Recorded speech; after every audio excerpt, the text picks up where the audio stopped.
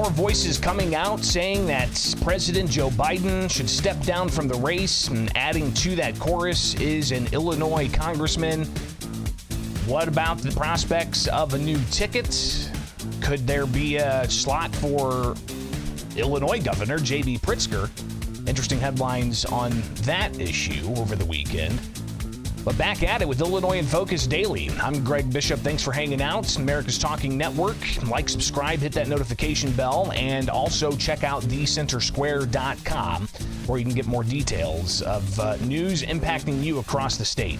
So after the debate between former President Donald Trump and President Joe Biden, there's been a lot of questions of should Joe Biden step down because of questions surrounding his cognitive ability. And since then, you've seen several voices come out, including members of Congress. There was going to be some kind of meeting with Democratic senators. Apparently, that's been called off, as it's being reported.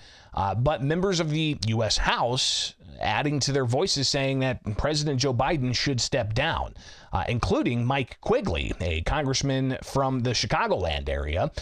He was on with MSNBC and Chris Hayes talking about this. Here's some of what he had to say on Friday when discussing whether or not Joe Biden should step down. But you didn't answer the question. Do you agree with Raul Grijalva, Lloyd Doggett, and Seth Moulton? The president should step aside. I had a hard time processing getting to that point with him, as I think anybody would who respects him so much. I would say, Mr. President, your legacy is set.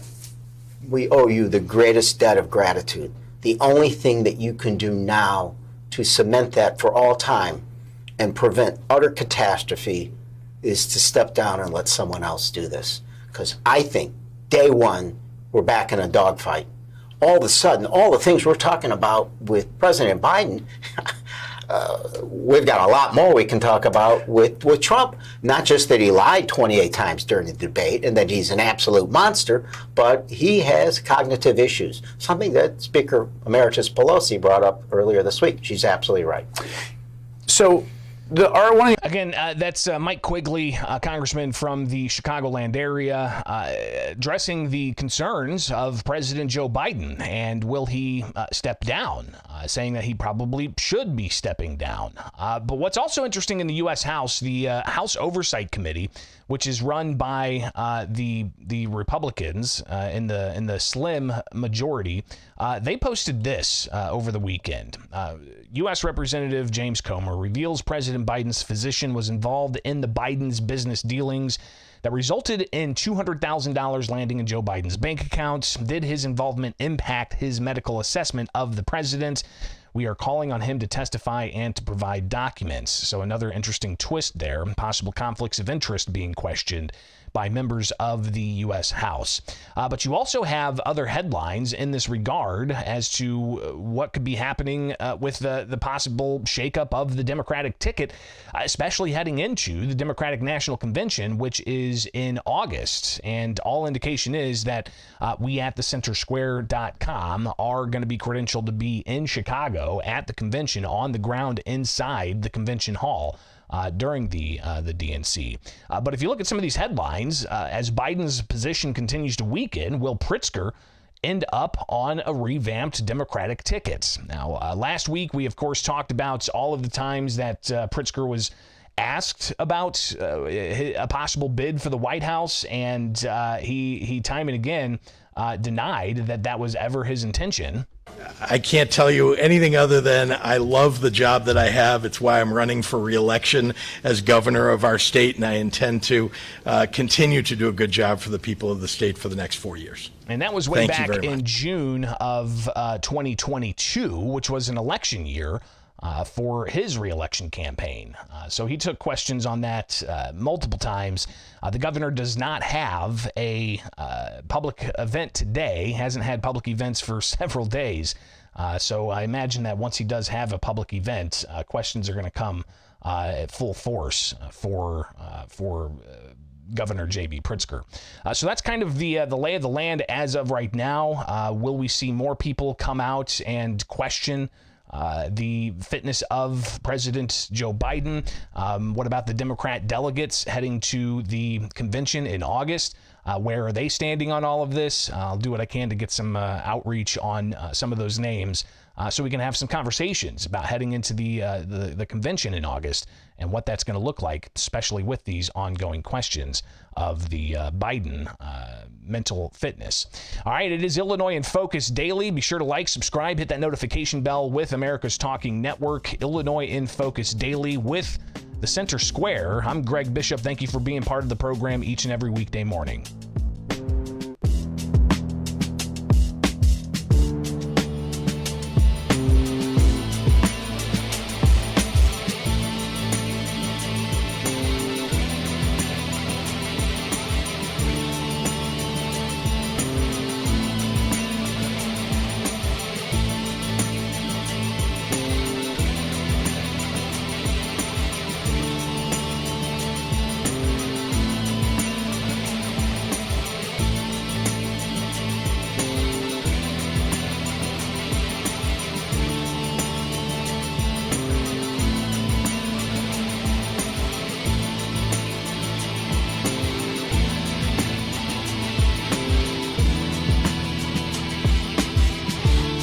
Just who you want to see as president on the November ballots, or maybe various contested state house races on the November ballots. Illinois voters could very well be asked 3 non-binding questions about a variety of things, but they're non-binding. Welcome in. It's Illinois in Focus Daily with America's Talking Network and the Center Square. Be sure to go to America's Talking Network and like and subscribe. Hit that notification bell for daily updates with Illinois in Focus Daily. I'm Greg Bishop, and you can follow me anywhere. Just search Bishop on Air. So the ballot actually won't be certified until late August. Of course, you've got the Republican National Convention next week, and we are credentialed to be on the ground with the Center Square at the Republican National Convention in Milwaukee. So be sure to like, subscribe, and hit that notification bell as we do morning updates before the conventions get underway. And you'll definitely want to plug in and stay up to date with us at America's Talking Network each and every weekday morning for Illinois in Focus Daily. But you've also got the DNC in Chicago, and all indication is we're going to be credentialed there as well, talking with some of the key players, especially from Illinois and elsewhere. So that, again, all of the happenings with the presidential ticket, right? But then you've got objections that are being raised of those who are looking to be independent candidates on the presidential ballot. Also, a variety of contested races throughout the state for state house seats. You've got people who were slated as part of the process that's been laid out for this election cycle. If they didn't run in a primary, they could be slated for the November election. And you remember the lawsuits that happened around that measure. But that measure, which passed within 3 days, I think the House gutted a Senate bill about DCFS, the Department of Children and Family Services. They gutted that and replaced it with an election bill. And then they got it past the House and past the Senate within 2 days, and the governor signed it on day 3. But as that measure was going through, again, primarily the big controversy there was it dealt with the slating issue, but it also included 3 non-binding referenda. And while the slating issue was blocked by a district court judge in Sangamon County, the rest of the provision still is in place, from my understanding. So the judge only struck down a portion about slating, but when it comes to these non-binding referenda, that continues forward. And the legislature from time to time does this. They will, ultimately bring about non-binding resolutions and put them on the ballot instead of having, say, citizen-led initiatives. If you recall, there was an initiative almost 10 years ago, it feels like, where they had the issue of allowing for independent redistricting committees to individually and independently evaluate the state's planned jurisdiction maps. So that measure was a citizen-driven effort, got hundreds of thousands of signatures, but ultimately it was blocked after a lawsuit by former House Speaker Michael Madigan. It's a long, convoluted story, but there are ways for citizens to get questions on the ballot in Illinois. None of those advanced. However, the legislature did advance non-binding resolutions on the November ballot. State Representative Jay Hoffman, a Democrat from Swansea, carried the Senate bill amendment in the House before it passed and laid out what these 3 non-binding referenda are that voters could be asked. The advisory referendums, as I indicated, would be 3. First would be an Election Worker Protection and Candidate Accountability Referendum Act. The second, the Property Tax Relief and Fairness Referendum Act. The third, an Assisted Reproductive Health Referendum Act. So, again, 3 different measures, one dealing with elections, another dealing with reproductive health, and the third dealing with property taxes. Interesting. We've got high property taxes in the state of Illinois. What exactly that referendum would say, we'll get more clarity on that. But after this was passed in the House mid-May, you've got the Republicans in the House voting present and then walking off the floor in protests. And they held a news conference in the stairs on the first floor at the Capitol. And here is State Representative Ryan Spain, a Republican from Peoria, laying out his criticism of how this process came together and really these questions of are these really beneficial questions for voters? They have all the ability they want to put real questions on the ballot to amend our Constitution. And you can pick what those topics should be. We had no transparency what any of these advisory topics got to be. I think there are many additional topics worthy of consideration for hearing feedback from voters. And I would certainly do it in a binding way that is meaningful and genuine, whether that is term limits or redistricting reform or challenging the sanctuary state policies that are hurting people throughout the state of Illinois. These are legitimate questions that should be presented to voters in a way that they could understand. Instead, we have these advisory referenda. And Spain saying they don't really service the public at all. People saying, well, obviously there's high property taxes. And that's something that, clearly has people, frustrated, especially in the Chicago suburbs. I've seen stories of people's property taxes skyrocketing recently.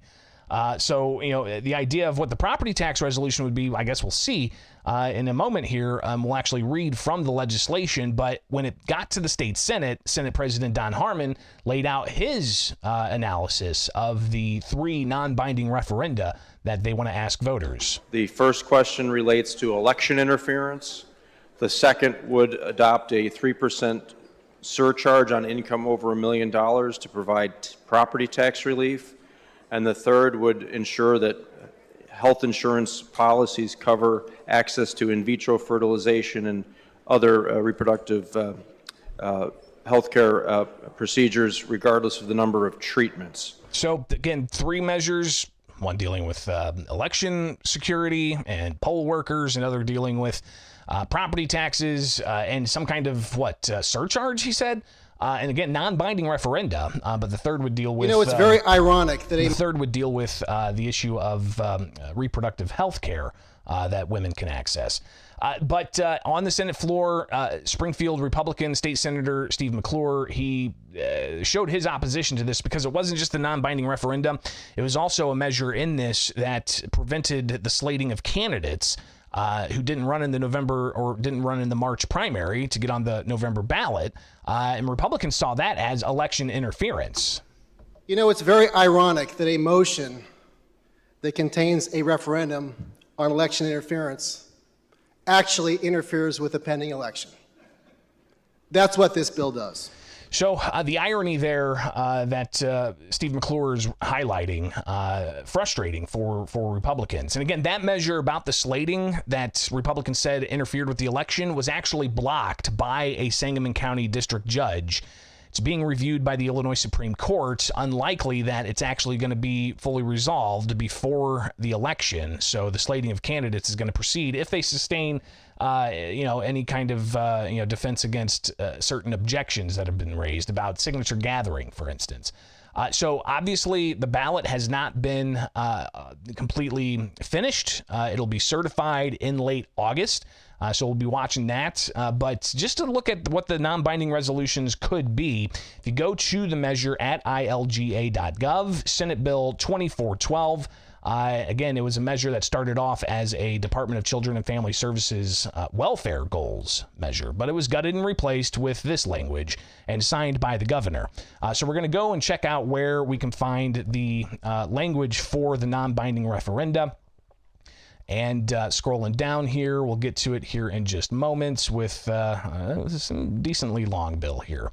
All right, so here we go. The article may be cited as the Election Worker Protection and Candidate Accountability Referendum Act. And what's the question that could be asked to you, the voter? Should any candidate appearing on the Illinois ballot for federal, state, or local office be subject to civil penalties if the candidate interferes or attempts to interfere with an election worker's official duties? Again, a non-binding question on the ballots, but it's about election security. So that may be something to get people to the polls. The next non-binding referendum would ask this question: should the Illinois Constitution be amended to create an additional 3% tax on income greater than $1 million for the purpose of dedicating funds raised to property tax relief? So, we had the question of should there be a graduated income tax in the state of Illinois? And that was shot down by voters.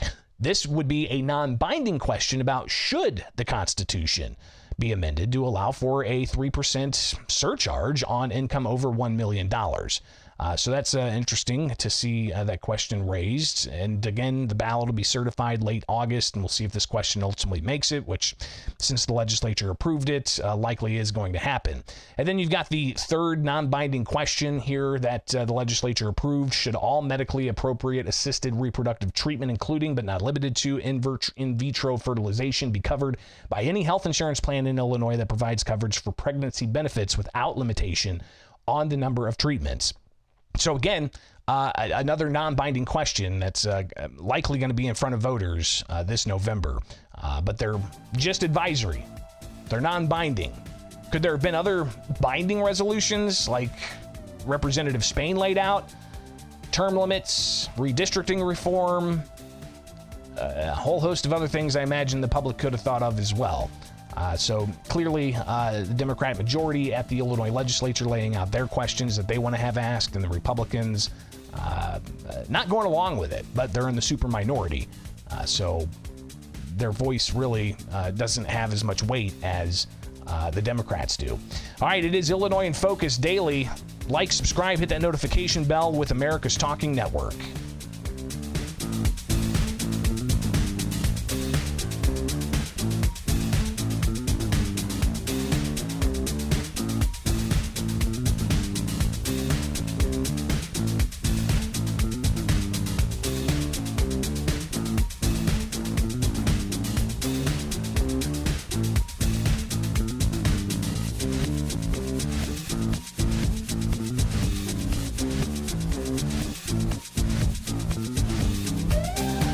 At least 101 people shot, 18 fatally in gun violence across the Windy City since the 4th of July holiday weekend. That is just one of many headlines out of Chicago. As we look at the weekend's headlines, we also got to look at some of the other things happening in Chicago, including NASCAR finishing their race despite a rain delay and protesters. And obviously a lot of happenings in Illinois' largest city. It is Illinois in Focus Daily with America's Talking Network and the Center Square. I'm Greg Bishop. Thanks for being here. So ABC out of Chicago reporting on 101 people being shot, 18 fatally in gun violence across Chicago. Obviously, that's a large number and concerning for a lot of people, but at the same time, you had a lot of spectators in Chicago watching NASCAR.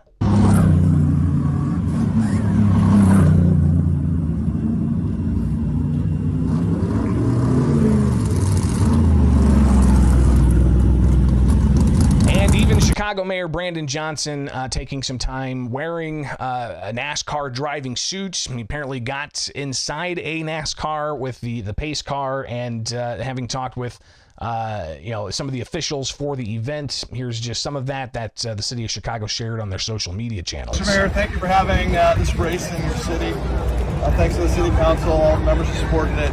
I have a chance to work with General Motors on our racing programs around the world. And I was yesterday near Buckingham Fountain in the fan zone while the Xfinity race was running, and I was standing there thinking, there's no place like this that we race around the world, only Chicago. And so I want to thank you and the City Council, all the supporters of this, for making this happen. Thank you so much. I really appreciate all the work that you've done.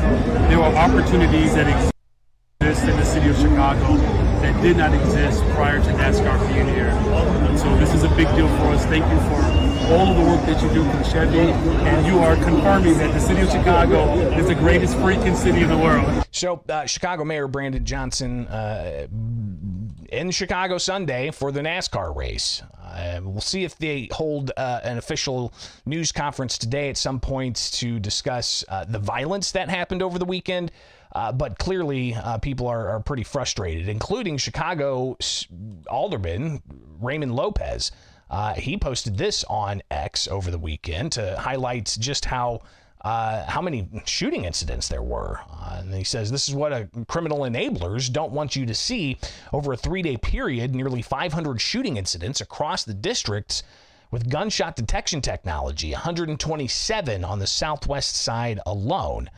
So that's a really eye-opening map, if indeed those all indicate shooting incidents that were captured by shot spotting type technology, technology that, again, Chicago Mayor Brandon Johnson is wanting to, facing these headlines, NASCAR there, but the violence in Chicago making some people uneasy, and how exactly they're going to balance the need for these types of economic activities like NASCAR being in the Windy City with the ongoing questions of public safety in the Windy City. As you've got kind of this split screen of sorts, right? I mean, the map of the various shots that were picked up by shot spotter technology versus a race in Chicago with a national race car industry. How do you balance this? Obviously, the city of Chicago will have a lot on their plates dealing with this and more. So we'll update you each and every weekday morning as we get that information in with America's Talking Network Daily. With the Illinois in Focus Daily at America's Talking Network. So go and subscribe, hit that notification bell. America's Talking Network each and every weekday morning with Illinois in Focus Daily. Appreciate you being here. I'm Greg Bishop. Subscribe, hit that notification bell. Follow me anywhere. Just search Bishop on Air.